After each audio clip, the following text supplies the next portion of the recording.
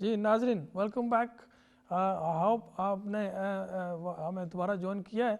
तो बात हो रही थी स्टूडेंट वीज़े से, और स्टूडेंट के वीज़े के हवाले से मैंने बहुत सारी जो है मालूमात आपको दी है, जो जनरल स्टूडेंट हैं उनके भी, और जो शॉर्ट टर्म जो स्टूडेंट हैं उसके हवाले से भी मैंने आपको जो है वो इंफॉर्मेशन दी है।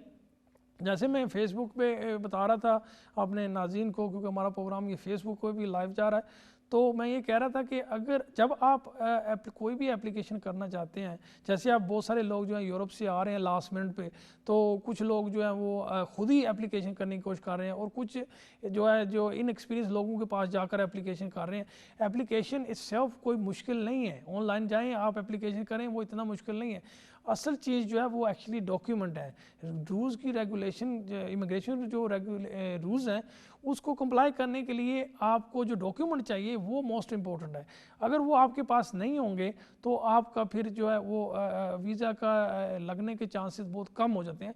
और वैसे भी अगर आप शादी के बेसिस पे अप्लाई करना चाहते हैं, विजिटर के हवाले से अप्लाई करना चाहते हैं, स्टूडेंट के हवाले से अप्लाई करना चाहते हैं, तो इट इज़ ऑलवेज़ बेटर कि आप किसी वकील के पास जाएं जिसके पास पूरी एक्सपीरियंस है। वो डॉक्यूमेंट देखे, डॉक्यूमेंट को चेक करे, रूलों के मुताबिक अगर डॉक्यूमेंट हैं तो फिर वो एप्लीकेशन करें। मैं बता रहा था कि क्योंकि मैं तो बैरिस्टर हूँ, लेकिन बैरिस्टर होने की ज़्यादातर तो बैरिस्टर चेम्बर्स में बैठते हैं, वो डायरेक्ट जो है वो क्लाइंट से उनका रब्ता नहीं होता है। मेरा जो है वो मैं जो है रूल जिनके अंडर प्रैक्टिस कर रहा हूँ उसमें मैं डायरेक्ट जो है वो इनफैक्ट जो है पब्लिक के मिल सकता हूँ, और वहाँ से जो यानी कि सारा स्टार्ट से लेकर एंड तक वो सारा काम हमारे दफ्तर से ही होता है। यानी कि एप्लीकेशन अगर आप सोलिसिटर के पास जाएंगे वो आपका एप्लीकेशन करेगा, अल्लाह ना करे रिफ्यूज़ हो तो वो फिर आगे किसी बैरिस्टर को एंगेज करेगा। हमारा ऐसा नहीं है, हम एक्चुअली जो है वो पेपर खुद ही देखते हैं, खुद ही एप्लीकेशन करते हैं, सारे डॉक्यूमेंट हम खुद चेक करते हैं और बनाते हैं, और उसके अगर अल्लाह ना करे कि रिफ्यूज़ होता है तो फिर कोर्ट में मैं खुद ही जाऊंगा। और इसका फ़ायदा ये होता है कि जब मैं पेपर बनाता हूं तो मैं इस अंदाज से पेपर बनाता हूं कि वो जो रूल्स रेगुलेशन हैं इमिग्रेशन के उनको वो कंप्लाई करें। वो अगर कोई किसी वजह से रिफ्यूज़ हो भी जाता है तो फिर अगर हम अपील पे जाते हैं तो मुझे 100% मैं जो अपने क्लाइंट को गारंटी दे सकता हूँ कि अपील पे वो अपील जो है अलाउ हो जाएगी, क्योंकि हमने जो बेसिक रिक्वायरमेंट थी वो हमने पूरी की हुई है। तो इसलिए इसका जो है ये भी एक फ़ायदा होता है कि अगर आप ऐसे एक्सपीरियंस के पास जाएं जो खुद ही केस करता हो, तो वो आपको जो है फिर जो है राइट फ्रॉम दी स्टार्ट से एंड तक वो प्रॉपर गाइड कर सकता है। अपील प्रोसेस जो है ये एक्चुअली बड़ा लंबा प्रोसेस होता है। उसमें अगर आप चले जाएंगे तो अभी जो वेटिंग टाइम है तकरीबन 1 साल का वेटिंग टाइम है कि आपकी अपील हेयरिंग डेट आने में। तो इसमें ऑब्वियसली जैसे बहुत सारे मसले मसाइल बन जाते हैं, बहुत सारे ऐसे हमने केस देखे हैं जो बाहर से शादी करते हैं लोग, उनका ये इशू बन जाता है कि मीनवाइल बच्चे पैदा हो जाते हैं, फिर बच्चों के लिए पासपोर्ट बनाना पड़ता है। तो अगर आप ब्रिटिश हैं तो बच्चा तो आपका ऑटोमेटिकली जो है दोनों में माँ या बाप दोनों में कोई भी ब्रिटिश होगा, तो बच्चा जहाँ भी पैदा होगा दुनिया में वो ब्रिटिश होगा, तो वो डायरेक्ट ब्रिटिश पासपोर्ट ले सकता है। लेकिन ब्रिटिश पासपोर्ट लेने के लिए जो टाइम लगता है वो काफ़ी टाइम लग जाता है। आइडियली 3 से लेकर 6 मंथ से ज़्यादा टाइम नहीं लगना चाहिए, लेकिन क्योंकि मेरा दफ्तर पाकिस्तान में भी है और वहाँ पे ज़्यादातर हम जो एप्लीकेशन ऐसे एप्लीकेशन से डील करते हैं जहाँ पे हम डायरेक्ट एप्लीकेशन करते हैं बच्चों के पासपोर्ट के लिए, तो वो मसला ये बन जाता है कि साल साल तक वो जवाब ही नहीं देते हैं, और उसमें जो है कोई रेफरेंस भी नहीं देते, एक्नॉलेजमेंट भी नहीं देते। तो आपको फिर कांटेक्ट करना भी बड़ा मुश्किल हो जाता है कि जो है वो पासपोर्ट दफ्तर से, क्योंकि बच्चे बाहर जब पैदा होंगे तो आप यहाँ से अप्लाई नहीं कर सकेंगे। जिस मुल्क में बच्चा पैदा होगा वहाँ की जो ब्रिटिश हाई कमीशन है वहाँ से ही आपको एप्लीकेशन करना पड़ता है, और वहाँ पे जो है वो फिर रिक्वायरमेंट भी जो है डॉक्यूमेंट की वो बहुत ज़्यादा है, वो बहुत सारी चीज़ें मांगेंगे। यानी कि हॉस्पिटल का रिकॉर्ड मांगेंगे, माँ बाप का पूरा रिकॉर्ड मांगेंगे, उनकी जो नेशनैलिटी है उसका भी पूरा रिकॉर्ड मांगेंगे, अगर वो बर्थ से नेशनल है तो बर्थ से जो है वो उनका वो जो पूरा रिकॉर्ड मांगे। तो वो बड़ा जो है ना वो लंबा सा इशू हो जाता है, और बहुत सारे क्योंकि ये इमिग्रेशन की दूरी की वजह से अगर एप्लीकेशन आपका रिफ्यूज़ हुआ, बाद में वो रिश्ते में भी जो है वो दरार पड़ गई है, और एक दूसरे के साथ आप जो है वो रिश्ता भी ख़त्म होना शुरू हो गया, बच्चा पैदा हो गया, फिर मोस्टली हमने देखा कि क्या प्रॉब्लम ये होती है कि वालिद के पासपोर्ट की ज़रूरत होती है या माँ के पासपोर्ट जो इंग्लैंड में है तो बच्चा पाकिस्तान में है, तो वो फिर कोऑपरेट नहीं करते। जब तक वो सारे डॉक्यूमेंट आपके पास ना हो तब तक आप एप्लीकेशन बच्चे का पासपोर्ट जो है वो नहीं कर सकते, क्योंकि वो सारे डॉक्यूमेंट नहीं होंगे तो आपके लिए जो है वो मसला बन जाता है। तो इसके लिए अगर आप ये पहले से जो है ना, अगर ऐसी सिचुएशन आती है तो पहले से ही बच्चे का जो है पासपोर्ट के लिए अप्लाई कर लें, वो आसानी हो जाएगी। टाइम तो ऑब्वियसली लगता है। नाजरीन, ये बात हो रही थी क्योंकि मैंने स्टूडेंट से थोड़ा सा जो अब नेक्स्ट इशू पे चले गए हैं कि जो बच्चे पाकिस्तान में पैदा हो रहे हैं वहाँ, क्योंकि हमारा दफ्तर है इसलिए ये हमें वहाँ पे बहुत सारी जो है ऐसी इशू जो है वो मिल रहे हैं। अब नाजरीन जो है ये लाइव प्रोग्राम है। अगर मैंने फेसबुक पे भी लोगों को कहा है कि अगर वो हमें फ़ोन करना चाहते हैं तो जी जी कॉलर है कोई लाइन पे, तो चलते हैं कॉलर से बात करते हैं। हेलो, अस्सलाम वालेकुम। वालेकुम सलाम। जी, कौन और कहाँ से? मैं इधर मैनचेस्टर से अहमद बात कर रहा हूँ। जी अहमद साहब, कैसे हैं आप? अल्हम्दुलिल्लाह।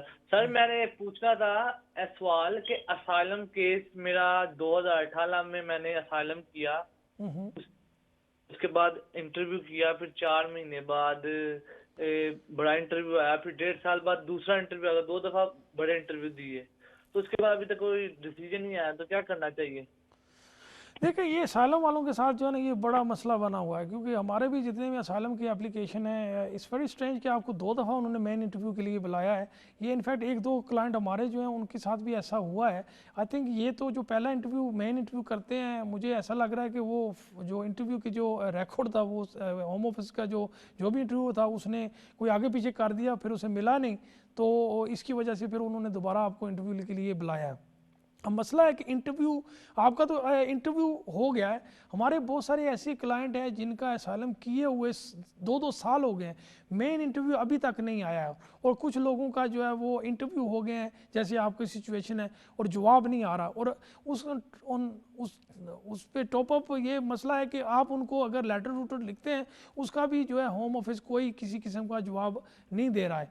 अब पहले ऑब्वियसली पहले से ये सारा वो मामला जो उनका होम ऑफिस का था बड़ा स्लो था। अब क्योंकि ये बीमारी की जो हवा फैली हुई है उसकी वजह से अब उनको और मज़ीद एक किस्म का एक्सक्यूज़ मिल गया है। अब तो वो बिल्कुल ही किसी किस्म का जो है वो जवाब नहीं दे रहे हैं। आप यही कर सकते हैं कि उनको लेटर लिखें, थोड़ा सा अरसा की गैप पा के 2 माह का गैप पा के अगर नहीं जवाब फिर उनको लेटर लिखें।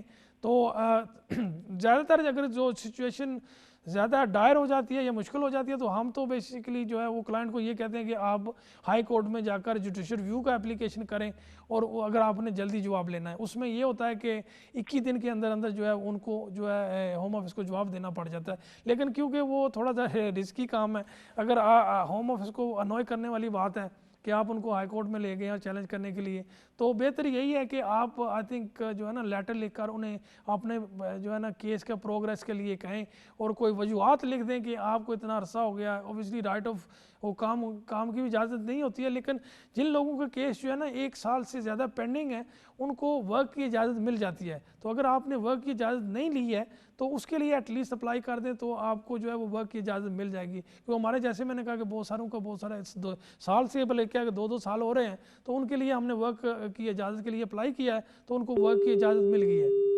तो आप भी ऐसा करें कि आप अगर एक तो प्रोग्रेस के लिए लेटर लिखें उनको, और उसके बाद अपनी को जो मुश्किलात पेश हो रही हैं ऑब्वियसली बीमारी की वजह से, आपका स्टेटस चाहिए, आपको ऑब्वियसली डॉक्टर भी चाहिए और बहुत सारे काम भी चाहिए, तो वो सारी बातें बनाकर उस लेटर में लिख दें कि देखिए मुझे ये मुश्किलात पैदा हो रही हैं और आप कोई भी जवाब नहीं दे रहे हैं, तो आप मुझे अपडेट करें।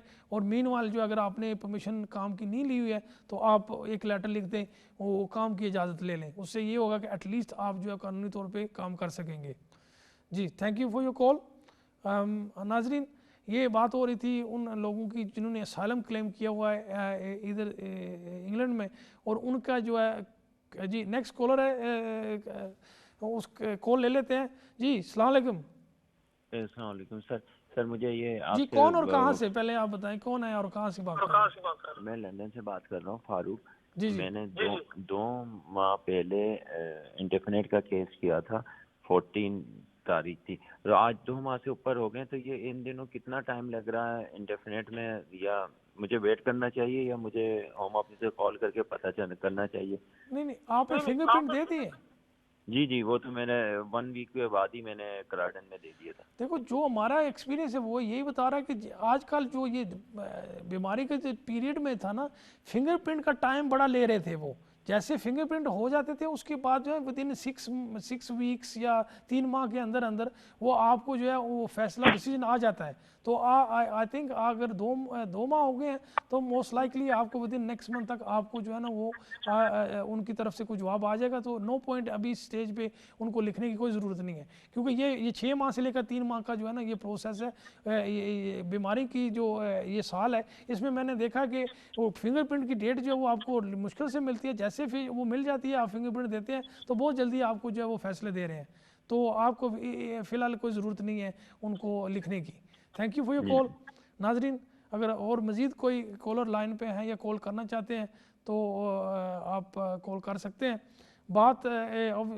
जी नेक्स्ट कॉल लेते हैं जी। सलाम अलैकुम नाजरीन। जी कौन और कहाँ से?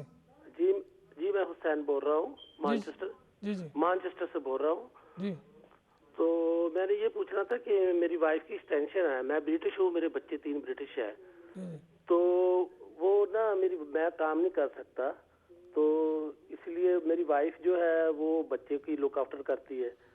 तो उसके मेरे लिए क्या होगा कि काम जरूरी है या नहीं होगा जरूरी? देखिए, जब वो पहले आई थी तो 18,600 जो रिक्वायरमेंट थी वो पूरी की थी वो आपने? पूरी की थी, पाकिस्तान से मैंने शो कराया था। ये पहली एक्सटेंशन है आपकी?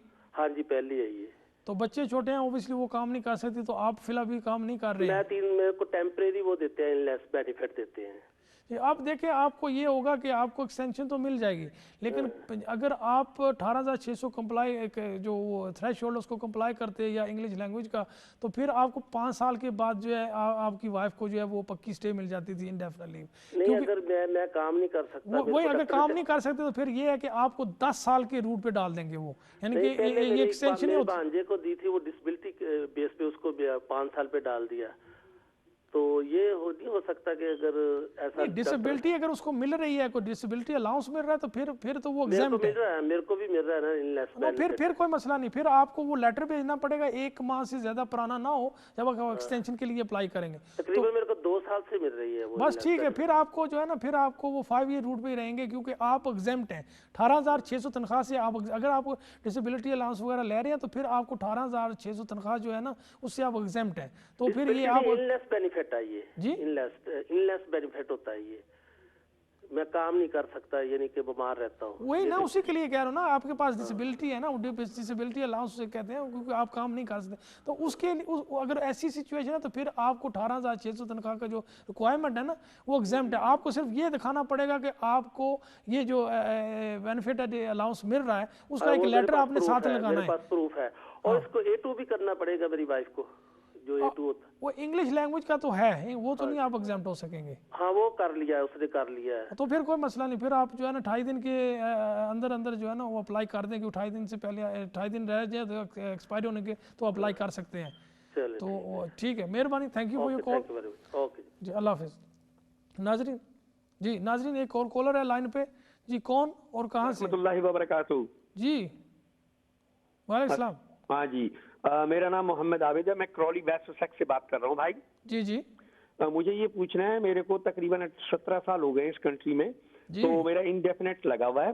सिर्फ ये पूछना है कि मेरा इंग्लिश का वो टेस्ट मैं नहीं पास कर सकता, नेशनलिटी के लिए क्वालिफाइड नहीं हो सकता, तो उसके लिए क्या है, ये वैसे पासपोर्ट नहीं बन सकता या कोई सिलसिला नहीं हो सकता? बच्चे मेरे यहीं, बीवी मेरी यहीं, उनके पासपोर्ट हैं सब कुछ। नहीं, अगर आप इंडेफिनिट कब मिली थी आपको? जमाना हो गया भाई, ये तकरीबन 16 साल हो गए। जो है ना, फिर आपको डेफिनेटली इंग्लिश लैंग्वेज में जो है ना वो एग्जाम्पशन उस सूरत हाल में होती है कि अगर आप को कोई मेमोरी का इशू हो, कोई या बीमारी का कोई इशू हो, उसके अलावा कोई एग्जाम्पशन नहीं है, वो आपको करनी पड़ेगी। जब तक आप नहीं करेंगे तो आपको जो है नेशनलिटी नहीं मिलेगी। और जैसे मिसाल के तौर पे ब्लड प्रेशर का या शुगर का कोई प्रॉब्लम हो और एज जो है 56 57 है तब भी कुछ नहीं होता? नहीं नहीं, इससे जो है ना वो बेसिकली नहीं होगा। ये जो अच्छा। बीमारियां ना, कॉमन बीमारियां जैसे ब्लड प्रेशर है या शुगर जी वगैरह, जी। इसको वो काउंट नहीं करते हैं। वो कोई अच्छा। सीरियस इलनेस हो या फिर आपको कोई मेमोरी लॉस का प्रॉब्लम हो तो फिर उसको काउंट करते हैं, अदरवाइज वो नहीं काउंट करेंगे। तो ये आपके तोफैल भी कोई काम नहीं हो सकता हमारा? देखो ये किसी के सवाल भी नहीं हो सकता। अच्छा। ये होम ऑफिस के पास ऐसी कोई डिस्क्रेशन है ही नहीं है, कोई ऐसा जो है रूट ही नहीं है जिस पे आपको एग्जाम्पशन दी जाए। ਭਾਜੀ ਸਾਡਾ ਲਾਹੌਰ ਹੁੰਦਾ ਤਾਂ ਅਸੀਂ ਕਰਵਾ ਲੈਨੇ, ਹੁਣ ਇੰਗਲੈਂਡ ऐसा यही तो मसला है ना, अब वो लाहौर है ना। Lahore thank you very much, जज़ाकल्लाह, अल्लाह आपको खुश अल्लाह रखे। अल्लाह हाफिज़ जी। अस्सलाम वालेकुम वालेकुम वरहमतुल्लाह। सलाम। तो नाजरीन ये आप देख लें लाहौर की मौजें यहाँ पे कहाँ हैं, लाहौर है फिर। तो ये यही तो मसला है यहाँ पे। कानून जो है वो और ये मैं आपको बताता चलूँ, बात तो मजाक में ये हो रही थी, लेकिन इन लोगों की तरक्की का जो राज है वो भी यही है कि जो रूल्स एंड रेगुलेशन है उसको आपको कंप्लाई करना पड़ेगा, आवाम को कंप्लाई करना पड़ेगा। अगर आप उसको कंप्लाई नहीं करेंगे तो आपको वो जो फैसिलिटी है वो नहीं मिलेगी। हमारे वहाँ ये जो क्या रीत पड़ी नहीं है, तो ये पढ़नी चाहिए, क्योंकि हमारी सक्सेसफुल पाकिस्तान का जो अगर वो सक्सेसफुल होना चाहते हैं तो फिर उनके लिए भी ये ज़रूरी है कि रूल्स एंड रेगुलेशन को कंप्लाई करें। ये इतना मुश्किल काम नहीं है, क्योंकि हम सिस्टमेटिकली जो काम जो सिस्टम ने इंट्रोड्यूस किया उसको फॉलो करने की आदत हमें पड़ी नहीं है। वो पड़ जाए तो एक्चुअली आई थिंक पाकिस्तान के भी हालात जो हैं वो मच बेटर हो सकते हैं, और किसी भी कंट्री के, to be honest with you, क्योंकि ज़्यादातर थर्ड वर्ल्ड कंट्री में ये इशू होते हैं कि हम रूल्स एंड रेगुलेशन जो है उनकी जो है वो उनको फॉलो नहीं करते हैं। तो इसके लिए इसी वजह से जो है मुल्क जो है वो पीछे रह जाते हैं, और वहाँ से लोग यहाँ आना चाहते हैं, बेशक स्टूडेंट के लिए आते हैं, काम करने के लिए आते हैं। तो ये सिचुएशन चलती रहेगी जब तक ऑब्वियसली हम रूल और रेगुलेशन को सीरियस नहीं लेते हैं। नाजरीन असाइलम की जो बात हो रही थी तो मैं उसी पे वापस जाता हूँ। असाइलम की सिचुएशन ये है कि पाकिस्तान इंडिया से तो असाइलम मिलने की चांसेस बहुत कम है, अनलेस ऑब्वियसली कोई बहुत सीरियस इशू है और आपके पास वहाँ पे जो है FIR मौजूद है आपके ख़िलाफ़, कोई आपके पास जो है वो न्यूज़पेपर की कटिंग वगैरह है और बहुत सारा सीरियस इशू था और वहाँ की जो पुलिस है उसने आपकी कोई मदद नहीं की है, तो फिर जो है वो बड़ी एक्सेप्शनल सर्कमस्टेंसेस से जो है इन मुल्क से, हमारे मुल्क जो हैं ये वहाँ से असाइलम मिलना जो है मुश्किल है। हम असाइलम का जो लोगों ने अप्लाई किया हुआ है, और जैसे मैंने कहा कि उनका वैसे ही जो है वो 2-2 साल तक या इंटरव्यू नहीं आ रहा, या इंटरव्यू आ गया तो वो उस होम ऑफिस वाले जो हैं वो डिसीजन नहीं दे रहे हैं। तो नाजरीन अगर और कोई कॉलर लाइन पे हैं तो प्लीज़, तो अभी इनफैक्ट बताया जा रहा है कि कोई कॉल नहीं है। तो बात हो रही थी ये असाइलम की। अब हम चलते हैं ये जो स्पाउस वीज़ा है उसकी कैटेगरी, क्योंकि स्पाउस का भी एक सवाल आया था।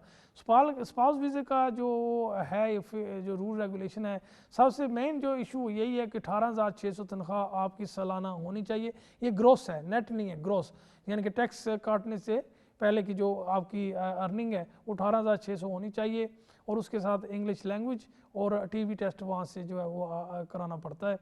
तो नाजरीन ज़्यादातर यानी कि जो अगर किसी को हार्डशिप है, फॉर एग्ज़ाम्पल कि जैसे कॉलर ने कहा कि उन्हें वो डिसेबिलिटी अलाउंस मिल रहा है, तो जिन लोगों को केयर अलाउंस और डिसेबिलिटी अलाउंस मिल रहे हैं वो इस 18,600 तनख्वाह से एग्जेम्प्ट है। वो आपने, या अगर यहाँ से ऑलरेडी उनकी बीवी या हस्बैंड यहाँ पे मौजूद है तो एक्सटेंशन के लिए उनकी ये जो है वो एग्जाम्पशन है, और वो अपना बेनिफिट के जो है पेपर साथ लगा कर वो एक्सटेंशन के लिए अप्लाई कर सकते हैं। अगर आपने शादी कर ली है और आप डिसेबिलिटी अलाउंस पे हैं या केयर अलाउंस पे, तो पाकिस्तान से या किसी और मुल्क से अपनी वाइफ और हस्बैंड को बुलाना चाहते हैं, तो फिर भी 18,000 की 600 तनख्वाह जो है ये थ्रेशोल्ड से आपको एग्जाम्पशन आपको मिलेगी। इंग्लिश लैंग्वेज से आपको एग्जाम्पशन नहीं मिल सकती।